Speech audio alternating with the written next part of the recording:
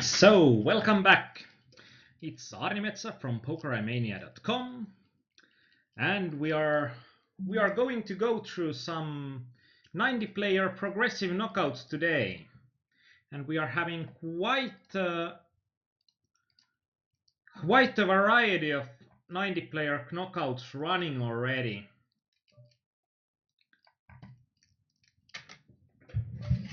And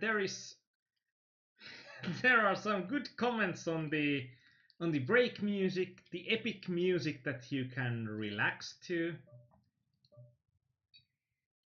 Yeah, I'm trying to find some nice royalty-free break musics here. So, and thus far, the epic selection on incompetech.com has been the best music or music that gets the best comments.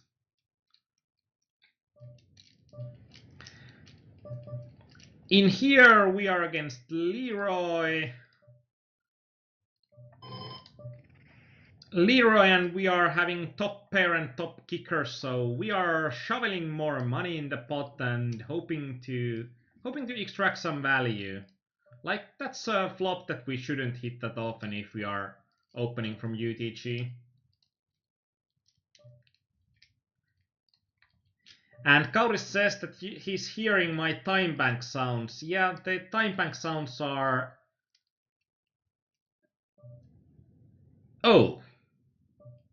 The time bank sound should not be heard, but I'm going to investigate it later. Usually I don't like to keep any music because then or anything else in the background, because then if you are playing at the same time, then you are going to get hurried for my prompts. So we are going back to bankroll management. Like, if you are doing pretty much any other gambling seriously, you will hear about Kelly's criterion, and that's a pretty easy way to calculate the theoretical, if you know perfectly on. And this guy has been quite active. He's having quite a big knockout bounty. I think that shoving here is slightly plus EV. I think that we are having enough. I think we are having enough fold equity against our opponent, and this time we didn't have enough knockout equity on our opponent. I think in general we are going to have enough fold equity on those situations that an opponent that's unknown opens from cutoff. Even though when they are opening with a big sizing, I think that it's going to be okay. In here, even though I'm having an overpair, I'm going for a bit more cautious strategy. I think there's more for me to lose here than to gain for betting actively, especially against two guys.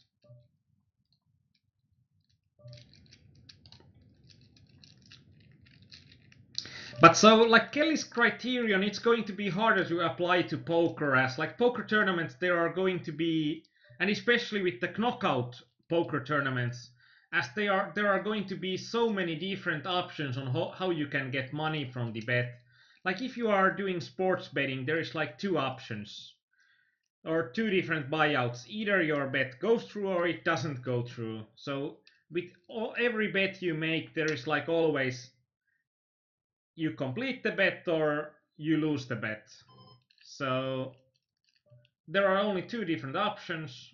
That's how you get money, and you can calculate any bet beforehand. But for poker tournaments and for something like for poker tournaments, you can do pretty close to the same as Kelly. But I think I prefer simulating most of those.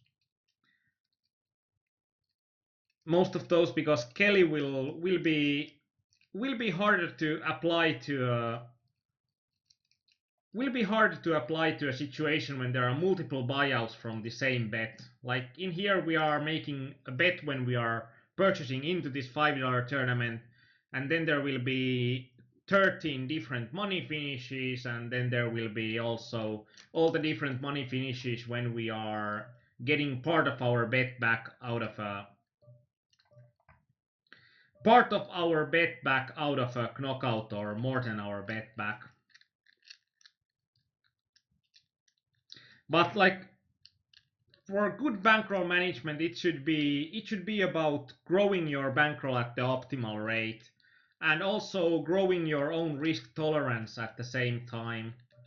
That I must say that when I lost $1,000 the first time, it felt pretty crushing, but when you get used to it, then it starts to get easier. And also, I remember that when it was the first day on poker that I lost, the first day on poker that I lost $50, it felt really bad, but right now you can pretty much laugh about it.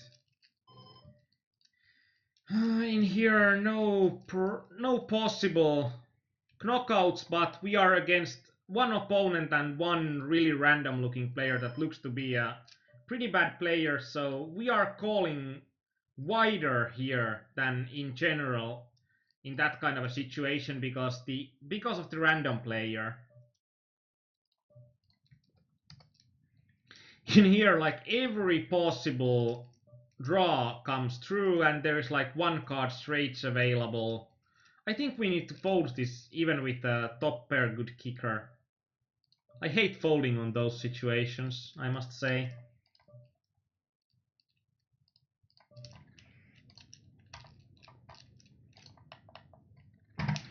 And I think that's going to be the last game that I'll open. In here, pocket kings, great spot to get some more chips.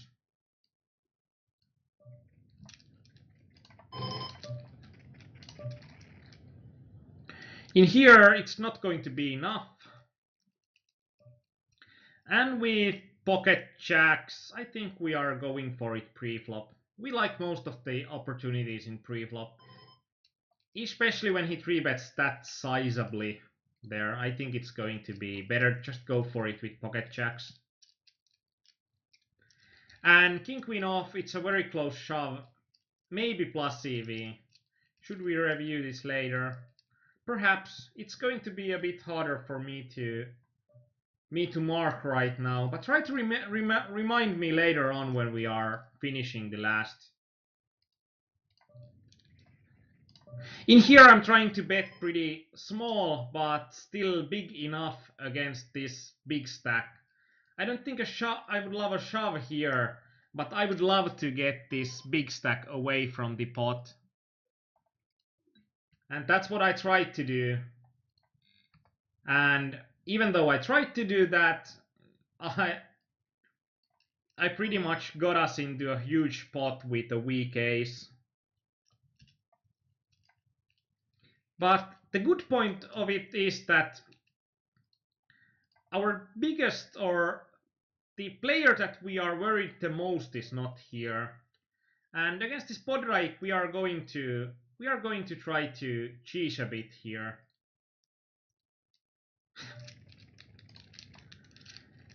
We get a split pot with the Podreik, so that's the most important. And this Aper got the best of us there. That's a huge pot for him. I wonder why did he bet there himself. That's probably like the only opportunity that we can get out of the pot if he bets. So, and it's quite likely that we are going to bet against each other's anyway.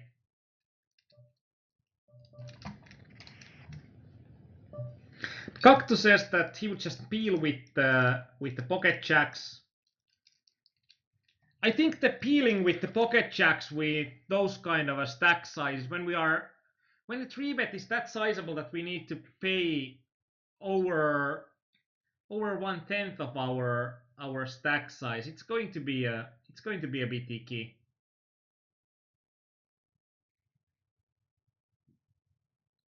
And why raising flop in the ace-7 offhand? Really try flop overall.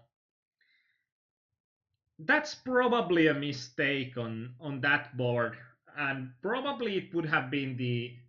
I tried to get some value out of this Podrick guy, but we probably can't get any value out of him if he doesn't hit an ace or a jack there. And we don't get any value out of any jacks and out of any aces. So my bet there, or my raise there on the flop was pretty stupid. Stupid all in all, I think.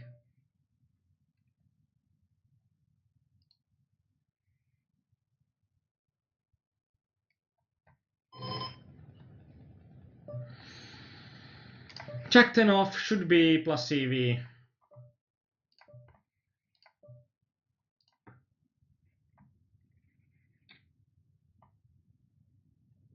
And Kauris said that ace 7 off is a better push. I think that when there is a huge stack and we are having about the same amount of chips, I don't think that push is the best option in there. I think that there is value in avoiding the collision with the biggest stack there, or avoiding the collisions with the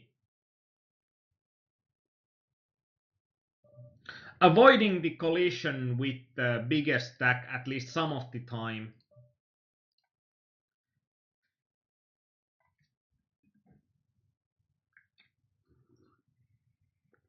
I don't know about just limping behind this aper in the a7 offhand. It then gives pretty good price for the Podrick or Chaber. Try to get in the pot. Ace3 suited we could even isolate, but I don't think that with ace3 off we should.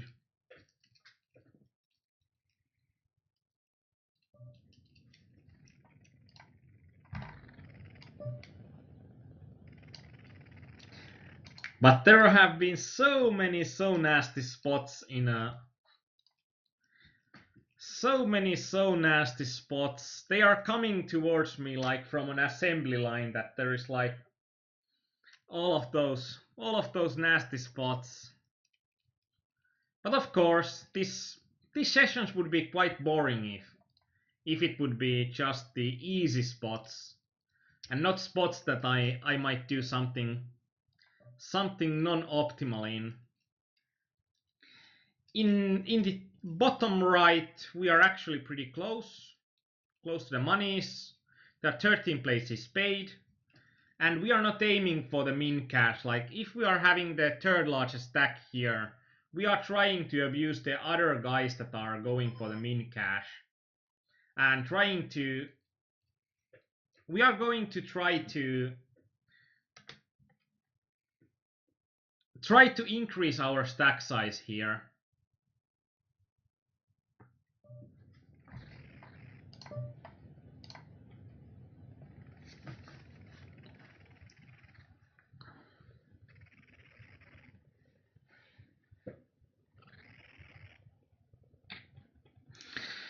Try to increase our stack size to our best ability here, but it's pretty hard when there are people that like to fold or people that like to limp in here and like to limp hands like ace jack off on the UTG, and we are getting dealt crap like this, so we can't do pretty much anything here. Leo Magia opens for 3x.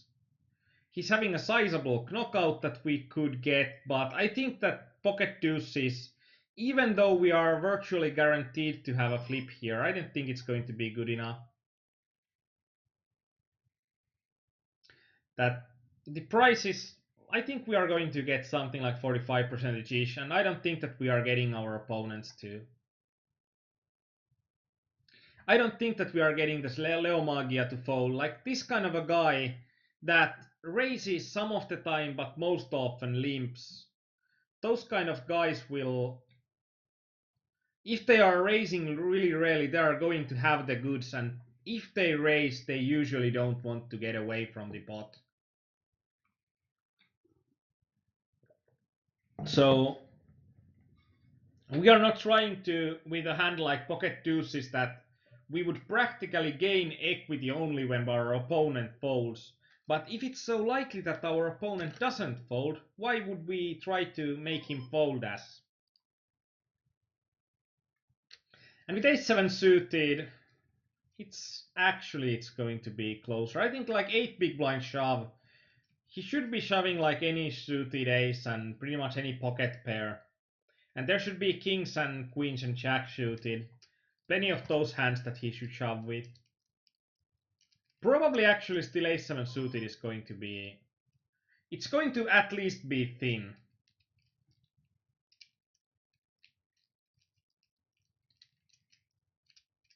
And probably not that good.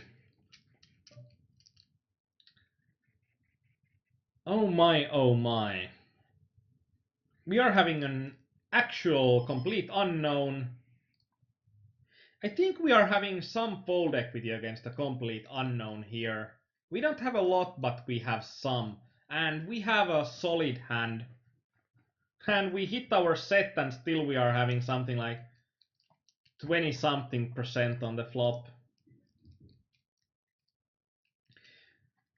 This is one of those moments that we used to have close to 10 tables. Now we don't. But we at least have one table in the money. And with pocket nines we are going to shove and see what this aper has this time hidden in his hand. With ace-jack suited, I think the most optimal line against this kind of a guy, we don't get him to fold that often, but I think we can play this hand still profitably by flat calling it.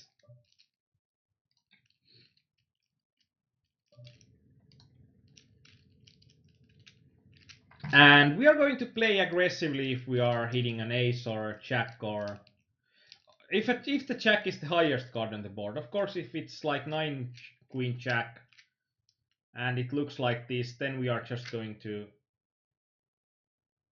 double face palm and wish the hand away, or trying to get to a cheap showdown.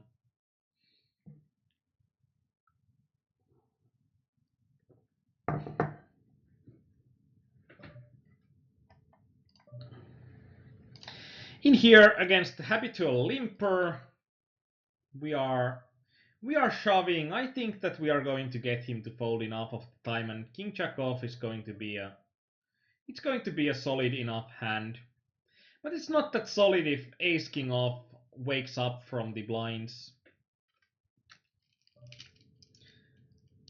But normally they don't. And now there is 3 to a straight, flush on the flop, so there's everything we don't want to see with the ace jack off. So even though we are getting such a good price, we shouldn't go for it with practically a dead hand. I think that there will be a king pretty often.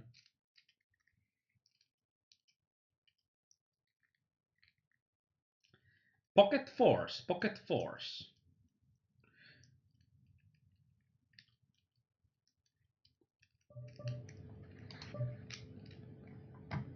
Pocket fours and 2 pairs.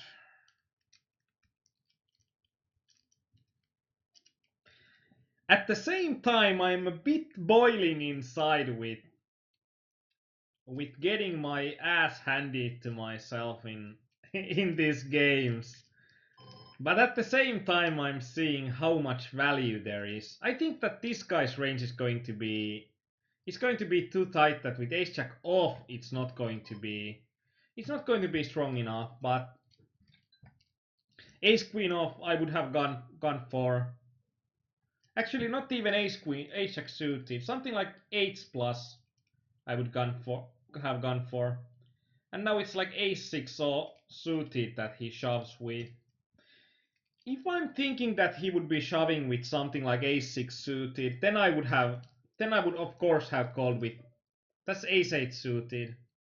I think that can be in his range and it's still going to be unprofitable for me to call with ace jack off.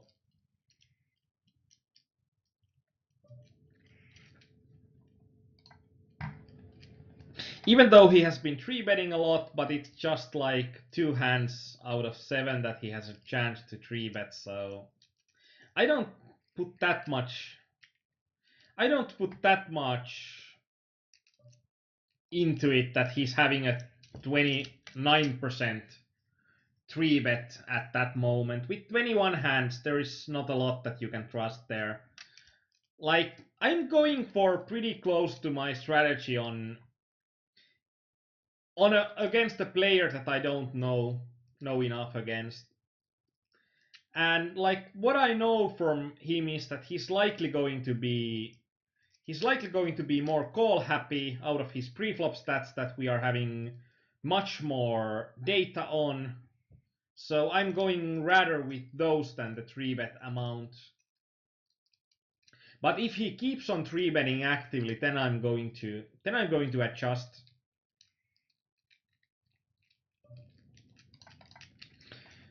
Against Aper we would have shoved, but when the Woher guy did shove, I think it's not going to be profitable enough.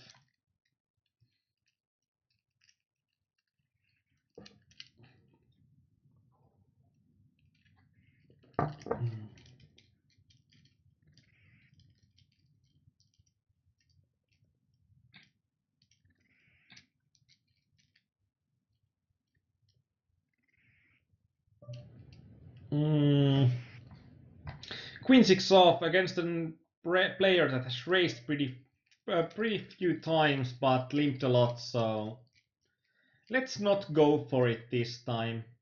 If it comes folded to me, I'm going to shove this 9-4 suited, but if it doesn't come folded to me, I think I need to fold myself. It's actually when this guy is going to be such a shorty, I think it's going to be quite neutral compared to my range. There, that should I shove? It's going to be a slightly negative, probably chip EV wise to shove there. We are going to get increased fold equity against this J Hodder when we shove there. But when we are getting a chance to knock this guy out and this guy will call even more rarely, it becomes quite an enticing prospect too. Welcome to the bingo, FT. Yeah, now we are just trying to write our bingo coupon and put it in and hopefully at the end of this session we can shout bingo.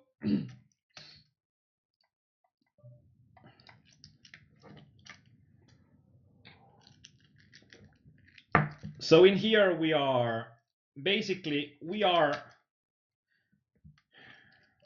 screwed.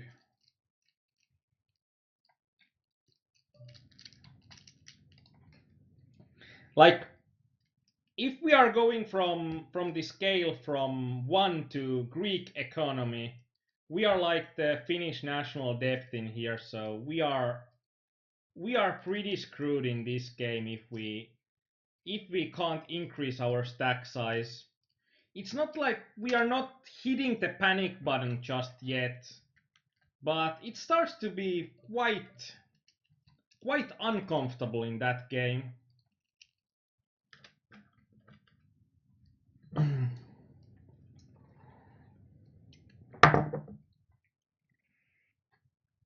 Like, we don't have enough stack size to 3-bet anyone. Our stack size is not that much of a deterrent to this larger stacks, so we don't want to ladder up that much because there's only one smaller stack than us. And this Woher guy seems to be quite good in trying to play aggressively. Raising 3x here, I don't understand. But then again, we have seen such interesting plays that I don't know that could you even inject logic that far. In here with ace-5 suited, if it comes folded to us, we'll shove, but if Woher shoves, then I don't think that we can call. Even against any two range, we are not in a great shape with ace-5 suited. In the top table, I think that we are going to go for a cheap next card. Because there are like, this is one of the 12 cards that are, or one of 15 cards that are good for us. But we don't want to go for a bet, and then we don't want to go for a bet fold against the biggest stack here when we are having showdown equity and when we are having a great draw, that and if we hit our draw, then we can get in all of those nice splashy chips. And Codus84 says the 3x opens are standard for final table in micro stakes. I think the 3x opens are like, I have tons of old poker books, and I think pretty much all of the poker books for tournaments are saying that 3x open is the best opening size for poker tournaments. And it might have been true sometimes. In here, I completed from the small blind because I thought that we are getting such a great price and we are having a flush draw when we are getting quite a nice pot size on those spots if we hit. And Kauris84 says that he doesn't know why players open 3x. Yeah, especially if you are going for a raise fold. If you are opening 3x, then it gets really expensive equity wise too.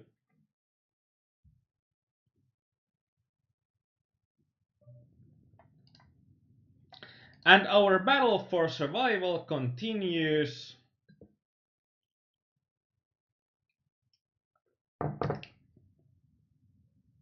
We are folding if Woher shoves. And now in the Progressive Super-Knockout, that's going to be a pretty nasty situation for us because there is no player that we can get a knockout against. And when this is just a limp spot, I think now it's a great spot to push. Because then these guys, if they want to play this spot, they are also risking all of their stack against this Woher guy. And this doesn't even matter that we are flipping, because there's so much dead money in the pot. And now it's my dead money. Or it's not dead money, but now the dead money is my money. And I like money. That's what the goal in these games is. And usually it just feels like there are some players that just don't like money, and that's going to be interesting. I opened the structure window here as well. So we can see in here that there are not going to be any big strides upwards. So we are not trying to ladder up in stakes, but we are trying to get those juicy knockouts, and we are trying to increase our stack size so that we can have a competition on the first place. And in these games, it looks like, wow, the first place is only $57, so that's quite lame. But when you are thinking that the first place finisher will get half of his opponent's bounty and his own complete bounty, the first place finish, I think usually it's closer to, I think the first place finish usually is quite close to $150, somewhere around 130 bucks that it's worth. So there is going to be, I think something like $130 would be quite close to the average first place finish in these when you are counting all the bounties in. Like in right now the bounties don't seem that big, but we can see that the bounties will increase at quite the speed when these stacks are going to collide. And it's going to be interesting that the smaller Woher stacks gets, the more enticing the $21 bounty gets as well. So if he loses to practically any of our mid stacks, then his fold equity is practically gone. because then pretty much if he has 5 big blind stack, then the knockout will be worth so much more than laddering one or two one or two spots at the buy-in levels, that it will make a lot of sense to call him. So the knockout in these progressive knockouts, the knockout might also screw you. Like if you are getting a huge knockout, it might be a problem for you if you are having a huge knockout but bad cards later on, because then your fold equity, then you will have fold equity problems. And Countess84 says that if you are opening about 3x at about 12 big blinds deep, you pretty much can't fold this if other player folds. So you can fold, but it's stupid to bet 1/4 of your stack and fold. And Danitas says it's interesting, sometimes you'll see the biggest stack on the final table with only his starting bounty. Yeah, in here, king 3 off, I don't think it's going to be good enough, even though this is going to be...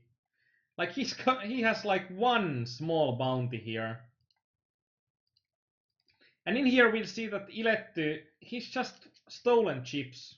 Like, I think that a player that plays with a pretty optimal strategy, I think that they are not going to get that many knockouts in general, because I think a lot of those chips will come from stealing just blinds. And when we are just stealing blinds, we are increasing our stack size, but we don't have any opportunity to get any more knockouts.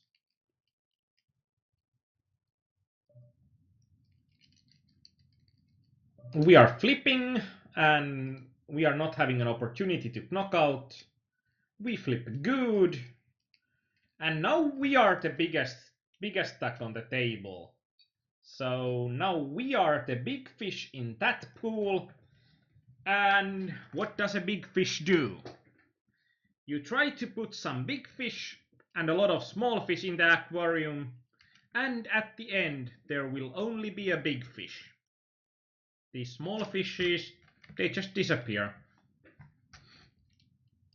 And table 1 is in the money. No, it isn't yet.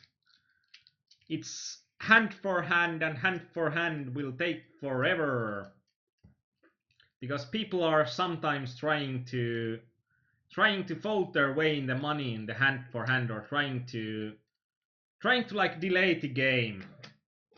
I think this should be like hockey, that there should be a 2-minute penalty for delaying the game, so that you wouldn't have an incentive to stall. With ace-9 off, it's a standard call. It's a standard shove for queen-8. Queen-8 off. So we got lucky on which order the hands were dealt. And of course, against this guy we are shoving with... I think we are shoving here with any 2 cards. I think it's going to be profitable. Like, if we are against opponents that likely aren't poker players, or likely haven't calculated that, like if we are seeing this kind of a player that plays like 1/5 of his hand and raises 1 of 25 hands, it's going to be that when we are thinking about it, that their biggest hobby probably isn't calculating equities. So in those situations, if it's not a hobby to calculate equities and calculate the different situations, I think a general player will do a lot of mistakes in these games by not adjusting to ranges enough, and calling way too few hands if a small blind shoves and they are in the big blind. And Kauri says that there should be a major penalty for bluffing. That would be cruel. I mean, where's the fun in poker after that?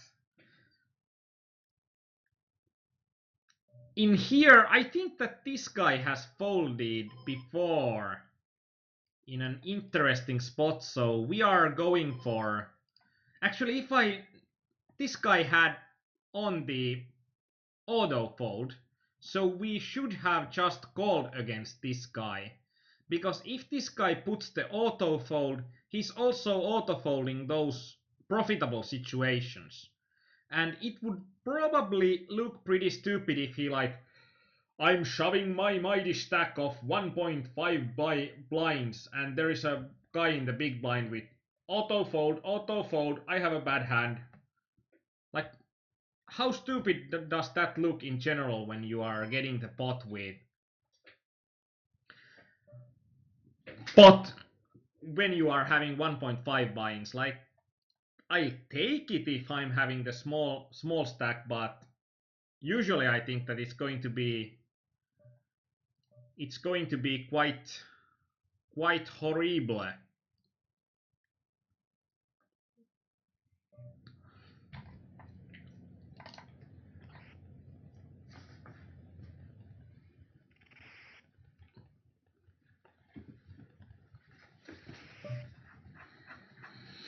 In here, it's practically quite easy because there are so many short stacks, so you're just thinking about if it's profitable to shove or not, and if it's profitable to shove, then just push it away.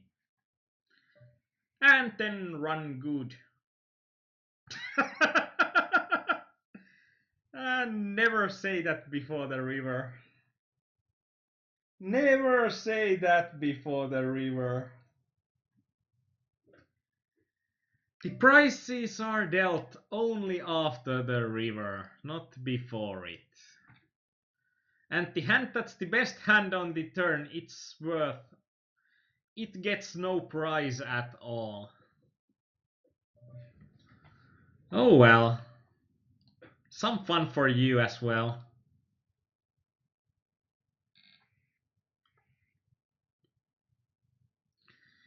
Now when he got the chip lead, he started opening for 4x, so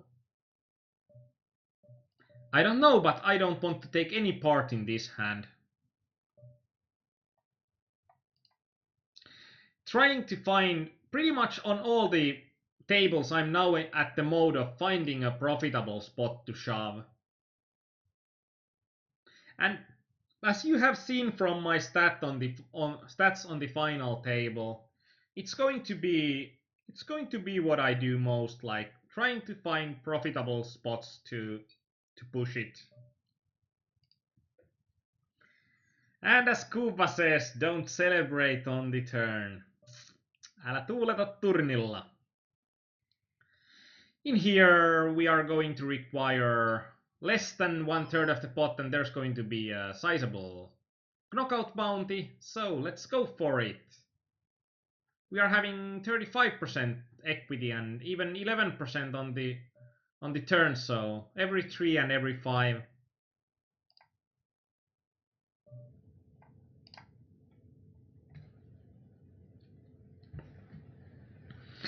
And usually I know what kauris means, but now I must say that I'm completely stumped. You need a bigger bridge.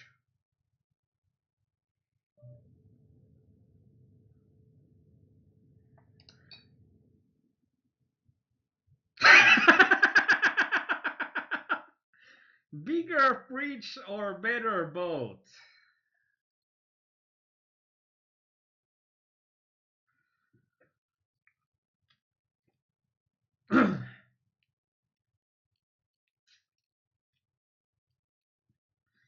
I thought that this opponent is going to be shoving enough, and I think I'm still correct, even though he showed up with ace-jack off. So, but there's going to be now another table that's going to be in the final table. Yeah, for crossing that river, we are going to need a bigger boat or a better boat or a bigger bridge.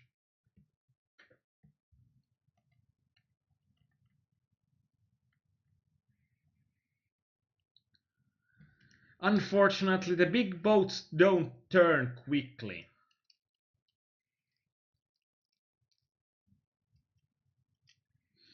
In here, I know that this Leo Magia seems to be a guy that I want to play against, so that's good. In here, check then off. I think it's going to be nasty. But because if we are folding here and the blinds and antes go over us, we are having like four and a half big blinds left. So we are taking somewhat of a chance here. And also I think that when we are on the bubble, there will be people that are going to be more risk averse. Unfortunately, we got dominated, so I think that's still going to be the better equity move.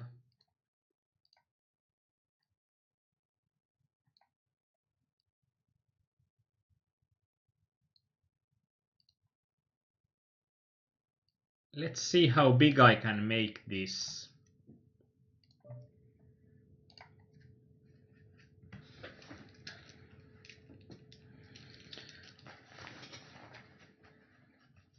River is not a friend. There are many dangers lurking in the rivers.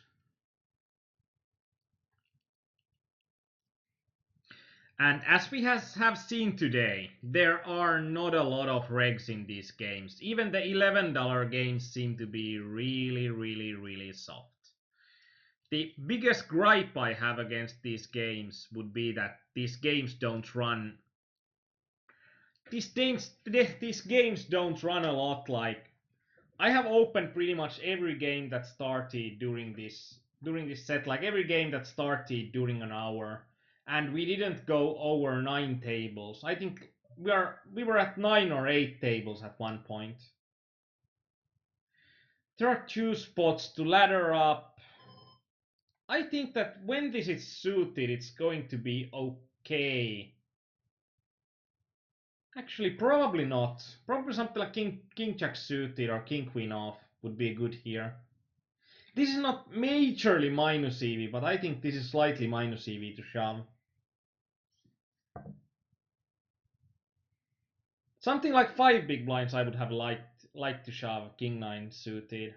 But with this kind of a stack size, I think it's going to be slightly bad. Now I hope that these guys are going to go all in and give some cheap knockouts for me.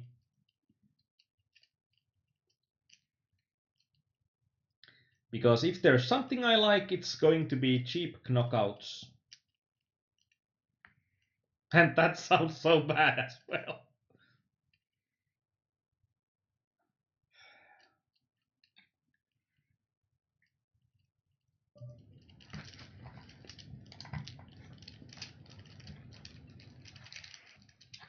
And of course, now that we are having only the last table remaining, there is, like Deja probably mentioned on the Twitch chat, that we are having hundreds of free poker videos on our YouTube channel. Go look at them and subscribe. And also, if you like this broadcast, subscribe on Twitch to get the info when these are starting, and also it will make situation better for us the more Twitch subscribers we have, or I think there are Twitch follows. The subscribes are the paid ones that we can't do. And also go to our own site. There is an active community up there. I think it's one of the best places where you can get help for your game for free. This is a bit of a sly job because this guy is having such a short stack. If we are min raising, and we can min raise pretty much I think any 2 cards because there's an option to get this grease guy to fold. And when he bets the flop, I think that he should have a value hand pretty often.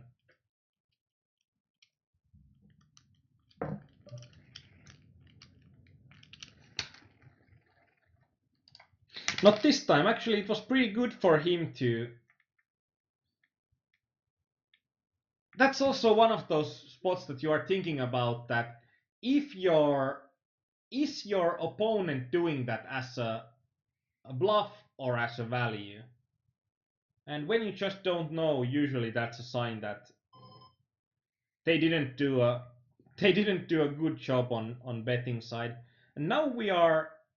I checked only the flop, even though we are having decent outs here. I think that we are getting it in a bit better if we are checking and then.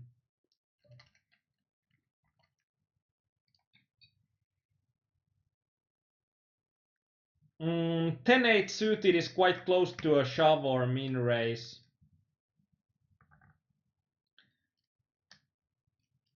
Yeah, it's going to be one of those hands that's going to be close that do we want to min raise or shove?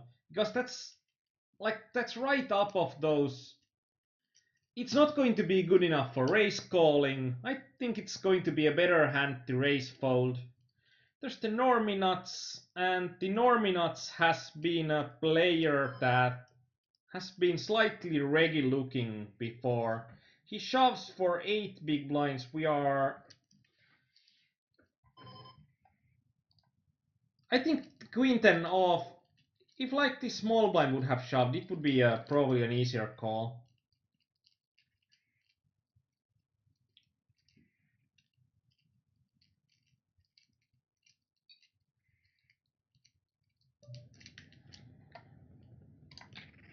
I think this would be a profitable limp.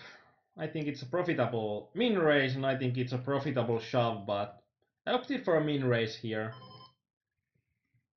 When we got showdown value, actually I'm trying to move up.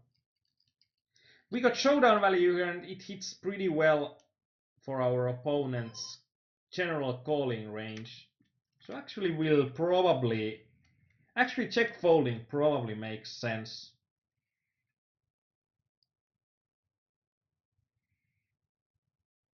Calleon, I think in general people in these games will be way too passive. So I don't think that in these games we are going to see too many good aggressive regs.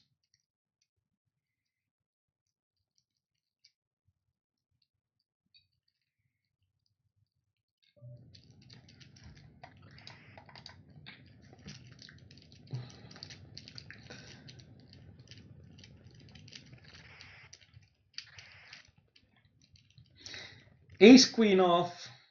That's also one of the questions. Do we want to min raise call rather than shove? I think shoving is slightly better, and something like ace king suited, I think we'll want to min raise call. Actually, ace queen off it's not that far away.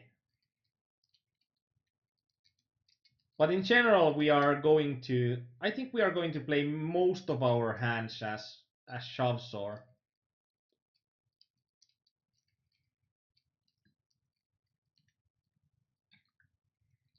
As shoves or folds with 10 big blinds deep and with antes. But we are having our whole toolbox here, and we are just picking the right tool for the job. That if the most profitable line is to limp, then we'll limp. If the most profitable line is to shove, then we'll shove. And if it's min raise fold or min raise call, we can do it all. And Calleon asked, what are good regular weekly tournaments in PokerStars? And I must say that I don't know what are the good weekly tournaments. I think the weekly tournaments that, if you want to know what are the softest, I would go for the.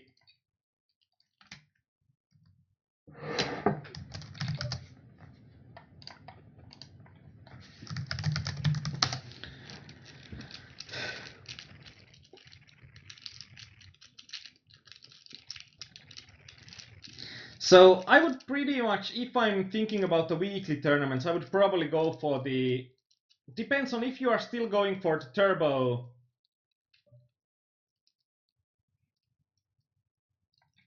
If you are still playing the turbo sit and goes, I think then the hot turbos and something like.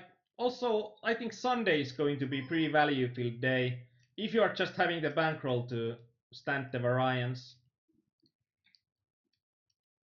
When he didn't raise me, I don't think that he's going to have a good hand, so that's going to be an exploitative limp. And Calleon says, not sure of what updates do I need on my environment to mix different sites for MTT. I think that there are better guys elsewhere to explain it. I'm going for a passive line here because there are not that many hands that I'll need to, or that many cards that I need to avoid. Jack is one of those. When he calls, this is actually one of those moments that I wish that I would have shoved this pre-flop. He's like guaranteed plus EV. And actually I think that that would have been a spot. Actually I think that folding is good. There will be too many jacks or tens in his range. When he pots the river but doesn't put me all in.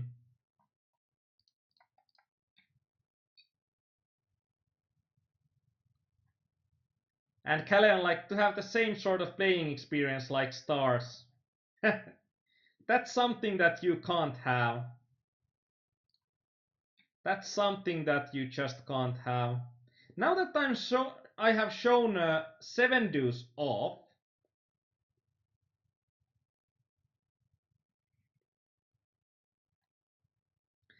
I don't probably want to play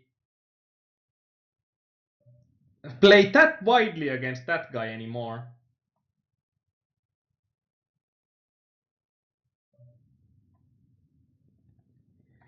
I don't think that I'm having that much. I don't think that I'm having that much showdown equity with my queen high, so I'm turning it into a bluff on the river. I think that it's going to be harder for him because I should have plenty of kings in my range.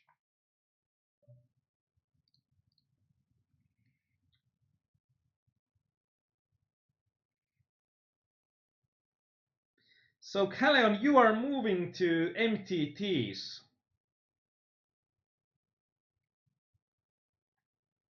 I must say that that's an interesting move.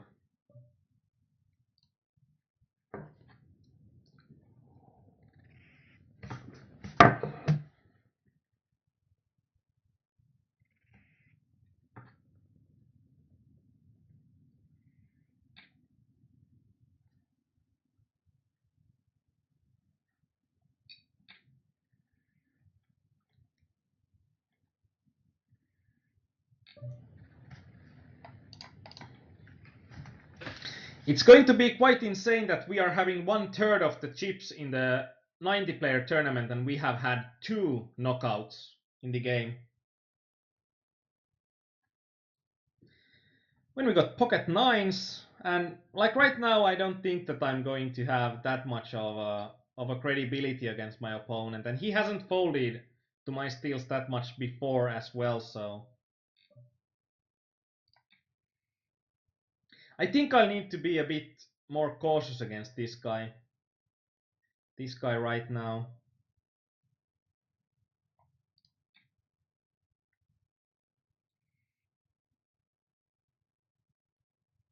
I don't think if I need to fold, I'm folding that much equity. Probably, this is probably a close situation. Do I want to c-bet or do I want to fold? I still like my c-bet even though I need to fold against this opponent.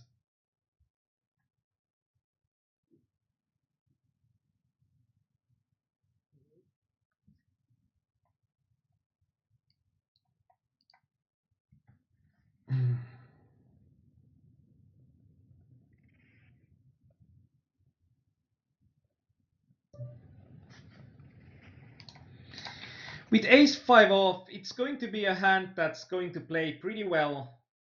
Oh. Let's try to use the I'm ready button.